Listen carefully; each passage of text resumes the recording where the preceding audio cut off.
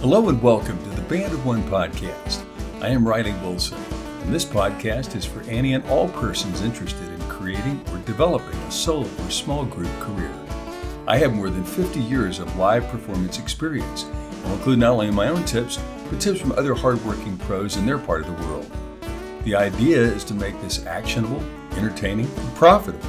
If you like the podcast, like, share, subscribe, and consider becoming a sponsor.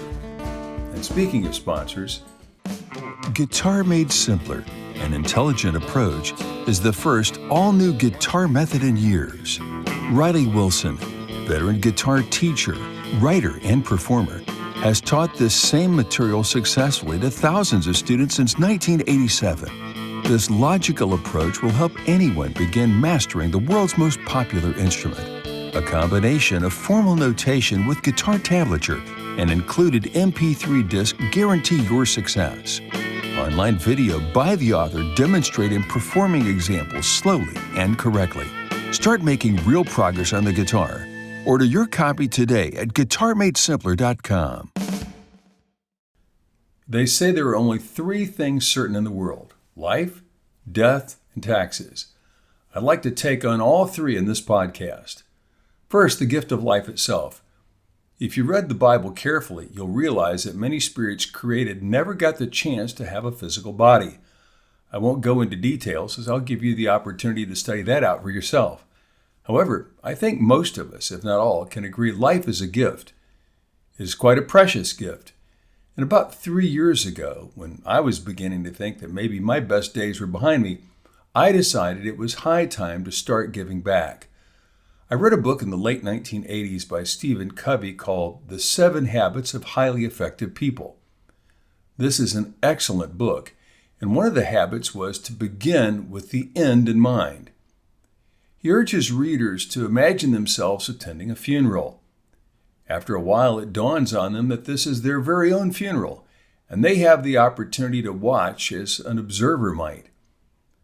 He suggests to imagine the remarks made by a friend, a family member, and perhaps a business associate. And then ask yourself this question: what would you want to be said about you? This is a marvelous way to look at our lives.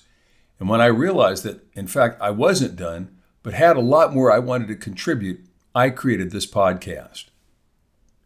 Now, the Band of One podcast was one of my many attempts at reinvention in my own life. For example, when I was asked what I wanted to do in life during my senior year of high school, I said that I wanted to go to law school, specifically Duke University, and become an attorney. The hilarious part about this is I ended up attending both North Carolina State University and then later UNC Chapel Hill, who were two of Duke's nemeses, and never pursued law school. One of my college roommates did, and I have several good friends who are attorneys at this day. However, I'd always played music in bands since I was 13 years old, and got an opportunity to join a really successful group 1 month into my time at North Carolina State University. I never really looked back and have performed professionally since the early 1970s. I had a couple of short stints working at other vocations, including radio, sales, and even the music instrument manufacturing business. But I was always gigging somewhere with someone, and as I detailed in that first podcast, I decided that performing solo was going to be the next direction for me in terms of live shows. As I and my different guests have explained, playing solo is a lot of hard work, but it's also very rewarding. I'm thankful to the founding fathers of America for the privilege of freedom and choosing to do whatever I wish to do with my time and with my life. The late broadcaster Earl Nightingale points out that freedom is probably the most important things Americans have, yet we habitually take it for granted. I might suggest that freedom is life, and life really is freedom. When your life is taken away, your freedom to do anything on planet Earth immediately vanishes. I really believe life is too short to do anything you don't enjoy doing, and I hope by now, any of you who have listened to the podcast for any length of time that aren't doing a solo act have begun making the necessary moves to do so. You know, once your life on earth is over with, you won't have these freedoms to do with exactly what you want to do in exactly the same way. I don't want this to be an exclusively philosophical podcast, but I do encourage you to think carefully about your life, about how much time you may or may not have left, and then plot what is the best use of that time, that life, and that freedom. We've already profiled enough individuals on this podcast to point out to you that you don't have to do it just the way they did. It doesn't matter if you have prior experience. It's not important to be a virtuoso on any instrument, or vocalist for that matter. For example, I recently saw a singer and band on Austin City Limits that I personally thought was dreadful. However, they have a record deal and I don't. That's not sour grapes on my part. It's just that it's something I didn't care for personally. It's very much like Baskin-Robbins, the ice cream company that makes over 30 flavors of ice cream. I actually worked at a Baskin-Robbins for about 9 months when I was 15 years of age. Made a whopping 90 cents an hour. If you like ice cream, chances are Baskin-Robbins will have at least one flavor that will agree with you. The valid point here in the 21st century is understand that if you feel passionate about anything, you can probably go for it, do it, and become successful just because other people value something that comes easy for you that they cannot do themselves. In short, please don't squander your life. Life is short and it is precious. I lost a family member and a friend recently, and their opportunities for doing anything on earth are over with, at least for now.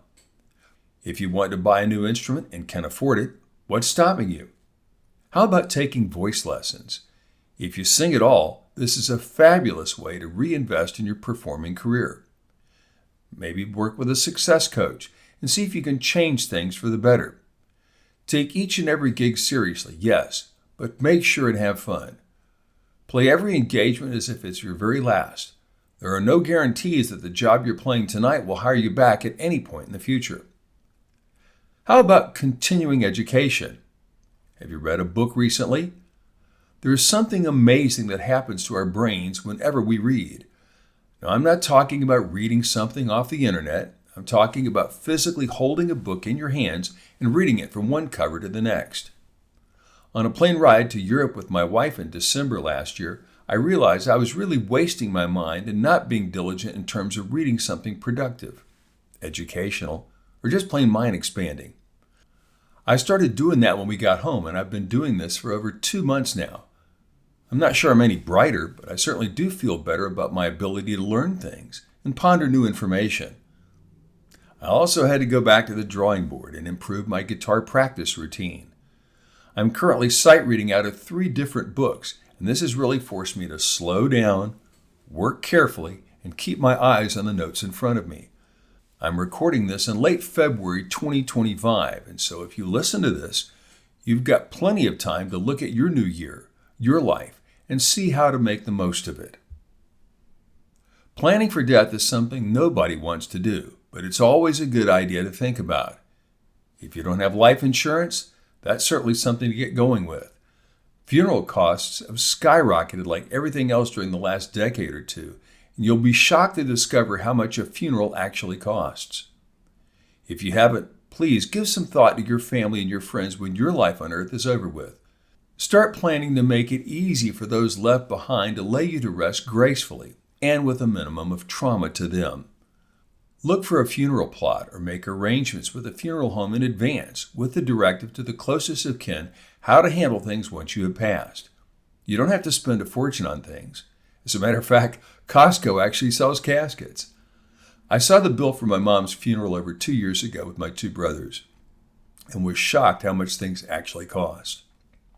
Gratefully, our father, who had passed several years beforehand, had already paid for everything, and it was simply a matter of moving money from one account to the next in order to take care of it.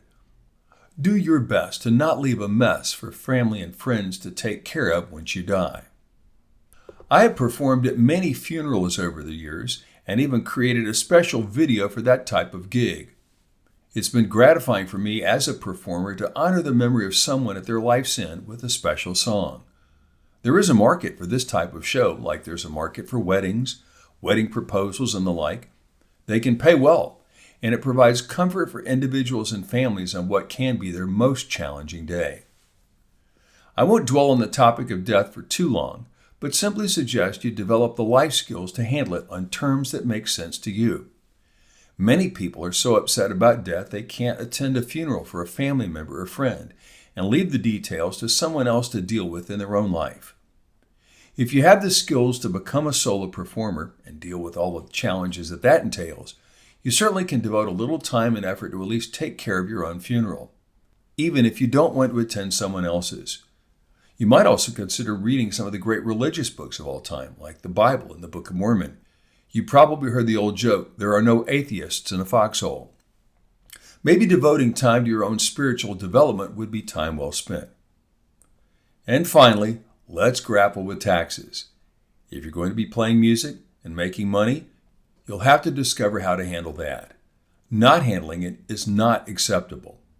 I worked with a musician many years ago who was part of a fairly successful American rock band in the 70s, whose management didn't bother to accurately estimate taxes. Once the IRS caught on, which they always do, they took them to the proverbial financial cleaners. Several members spent the next decade trying to pay off back taxes for a group that made good money during their heyday. The most glaring example, of course, is Willie Nelson, who several years ago had to auction off all kinds of memorabilia and everything else just to pay off Uncle Sam. Now, the first part with dealing with taxes is to understand that they are inevitable, just like life and death. In my opinion, the smartest way is to get in front of it so it doesn't get behind you and bite you. I've discussed the mechanics of how to actually solo gig, including the importance of contracts, and also how to keep track of how much money you're paid in previous podcasts. For those of us that do corporate work, they're going to ask for either an EIN number, if you are incorporated, or your Social Security number in order to even pay you. This is critical for high-paying corporate gigs because corporations pay taxes too, and want to be sure they aren't left holding your bag, so to speak. A simple spreadsheet might be an adequate way of keeping track of how much you make each year. Because I have been self-employed the majority of my life and was incorporated until recently, I've had to keep scrupulous records in order to satisfy the IRS and still try and make a profit. The second part of the process is always get receipts for anything music related. Anything at all. Sheet music, guitar strings, gasoline and mileage to and from the gig, business cards, advertising, anything else remotely related to your music business and career. You can learn about this from any number of online sources, and I'll simply suggest that you begin from your very first gigs to keep track of what you paid and what it cost you in order to do the event. Once you have success as a solo performer, you can constantly be upgrading as you go on. Keep accurate records when and if you do. My first PA system was a little PB PA200 I bought over 30 years ago from a guitar student. I used that system for about 3 years while I started my solo act, and then upgraded to a Fender Passport 250, remember those, a Yamaha system, MS400s, JBL, Bose, and finally to the EV systems I use today. As I got better paying gigs and got more of them, I reinvested some of that money into things like gear, business cards, advertising, online pay-to-play memberships, stage clothing, instruments, and much more.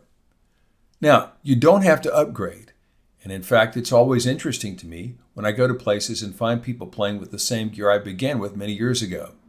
If it works, and you don't suffer from gear acquisition syndrome, or GAS, as those afflicted call it, chances are you'll still sound good and earn money. The important thing to remember is that once the year end is up, you'll have to make an accounting of all that work. Should you decide to incorporate, a good CPA is worth their weight in gold. It might be worthwhile to have someone else do your taxes the first few times you've been playing solo gigs to make sure and catch any deductions you aren't aware of. I did my own taxes for many years until I started incorporating, and then I had to get someone else to take care of it. I suggest doing that sooner rather than later. I've worked with many musicians that always request extensions on their taxes, and I learned early on that's probably a mistake. If at all possible, have your taxes uploaded or mailed on or before the due date, usually April 15th here in the U.S. The IRS gets blown away with thousands of tax returns every year at that time, and consequently only audit a small portion of them. Your chances for an audit increase if you mail early or after the due date. Some people, believe it or not, don't bother to save money for taxes during the year and then have to come up with a large sum of money around April 15th. Please, be smarter than that. When you begin working regularly, open a little savings or checking account for your business. It's a really good idea. It doesn't have to be anything elaborate. It doesn't have to pay interest. This way you can keep an accurate accounting of exactly what was made during your performing career.